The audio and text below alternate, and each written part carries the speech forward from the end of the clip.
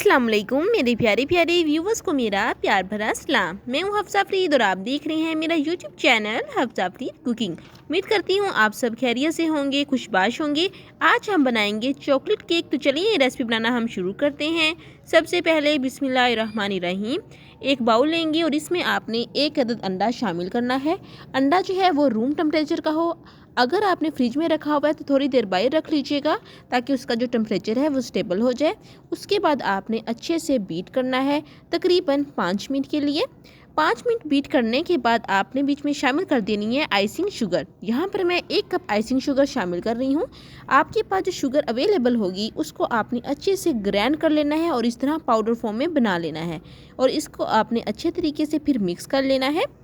इस पॉइंट पर अगर आपने अभी तक मेरे चैनल को सब्सक्राइब नहीं किया तो जल्दी से मेरे चैनल को सब्सक्राइब कर दें, लाइक कर दें और शेयर करना मत भूलिएगा। अगर आप चीनी जो है वो कम खाते हैं तो आप आइसिंग शुगर जो है उसकी मकदार कम कर सकते हैं। साथ ही अब हम शामिल कर देंगे हाफ़ कप ऑयल और बर्तन को अच्छे से साफ़ कर लेते हैं। आप घी का भी इस्तेमाल कर सकते हैं मगर घी से जो हमारा केक है वो इतना ज़्यादा फ्लफ़ी नहीं बनता, तो इसलिए मैं आपको ऑयल ही रिकमेंड करूँगी। ऑयल भी आपका ठंडा नहीं होना चाहिए, रूम टेम्परेचर का हो। और इस तरीके से आपने फिर मिक्सिंग कर लेनी है। साथ ही साथ मैं आपको टिप्स एंड ट्रिक्स बताऊंगी जिससे केक जो है वो ज़्यादा अच्छे से फ्लफ़ी नहीं बनता, केक जो है उसकी साइज़ में इजाफा नहीं होता, उसकी शेप बरकरार नहीं रहती और वो क्यों खुश खुश सा लगता है। ये तमाम बातें आगे चलकर इसी रेसिपी में मैं आपको बताऊंगी, इसलिए आपने कोई पॉइंट स्किप नहीं करना, हर पॉइंट को अपने अच्छे से नोट करना है। अब यहाँ पर मैं ना दूध शामिल कर रही हूँ, ये हाफ़ कप दूध है और इसका भी रूम टेम्परेचर है। अब इस पॉइंट पर मैं आपको बता रही हूँ कि अगर आप बिगनर हैं और आप पहली दफ़ा केक बना रहे हैं तो आपने पहले दूध शामिल नहीं करना। मुझे तो पता है तो इस वजह से मैं फिर दूध शामिल कर रही हूँ। आप ऐसे कीजिएगा, पहले आपने मैदा शामिल करना है और उसके बाद आपने दूध शामिल करना है। फिर कौन सी कंसिस्टेंसी आपको अच्छी लगेगी उस कंसिस्टेंसी तक आपने दूध शामिल करते जाना है। तो यहाँ पर मैंने 1 कप दूध शामिल किया और अब बाद में मैं मैदा शामिल कर रही हूँ। तो मैदा किस तरीके से शामिल करना है ये भी मैं आपको बताती हूँ।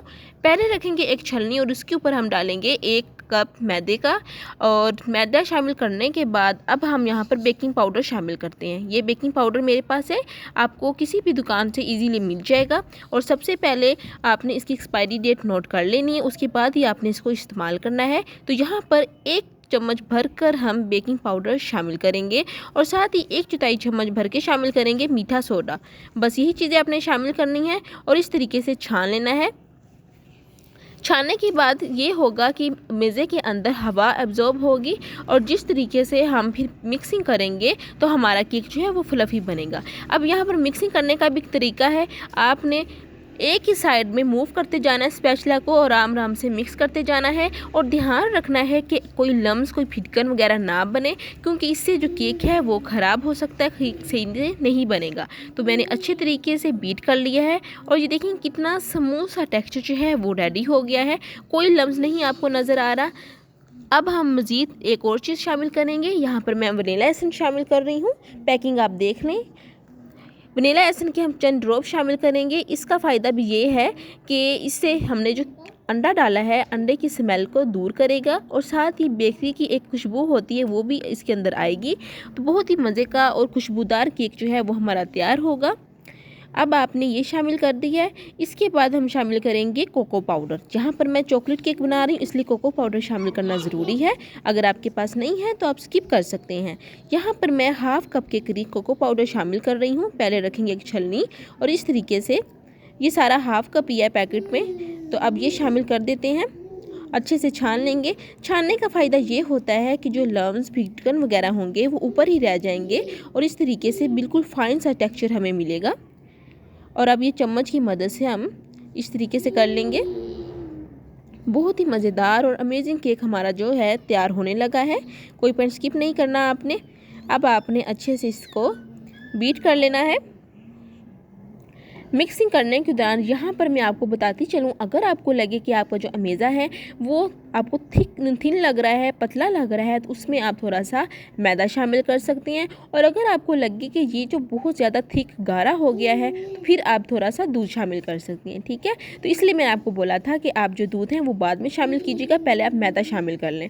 कंसिस्टेंसी आपने देख ली है। अब ये मोल्ड है, अगर आपके पास इस तरह का मोल्ड नहीं है तो आप कोई भी बर्तन ले सकते हैं, जैसे बर्फ़ का कोला हो गया, कोई इस तरीके से बर्तन, उसको आपने ऑयल से अच्छे से ग्रीस कर लेना है। ये बटर पेपर है मेरे पास, ये आपने लाजमी लेना है।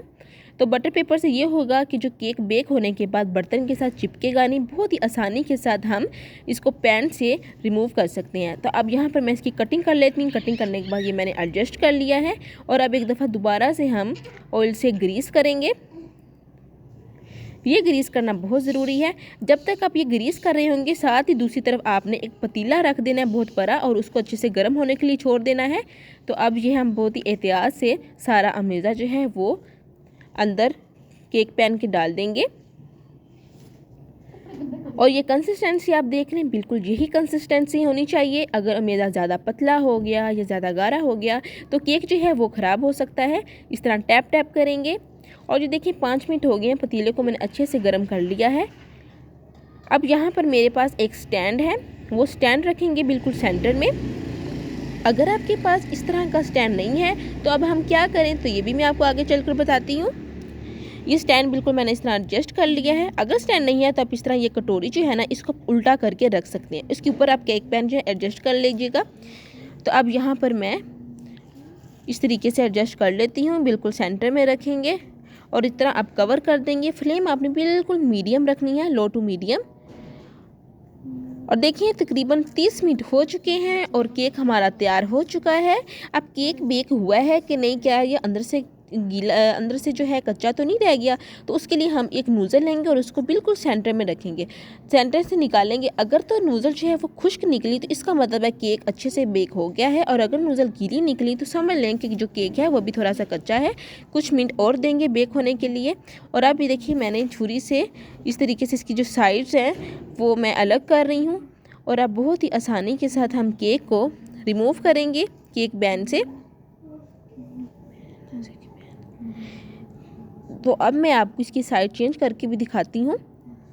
साइड कैसे चेंज करनी है, अभी ये गर्म है। तो ये देखिए कितनी आसानी के साथ रिमूव हो गया है।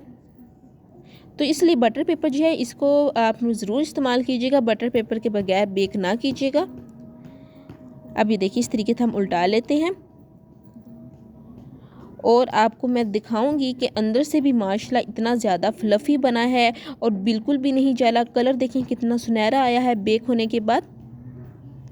इसी पॉइंट पर अगर आपने अभी तक मेरे चैनल को सब्सक्राइब नहीं किया तो जल्दी से मेरे चैनल को सब्सक्राइब कर दें, लाइक कर दें और शेयर करना मत भूलिएगा। आपका बेहद शुक्रिया। ये देखिए माशाल्लाह से कितना मज़ेदार हमारा आज का केक तैयार हो गया है।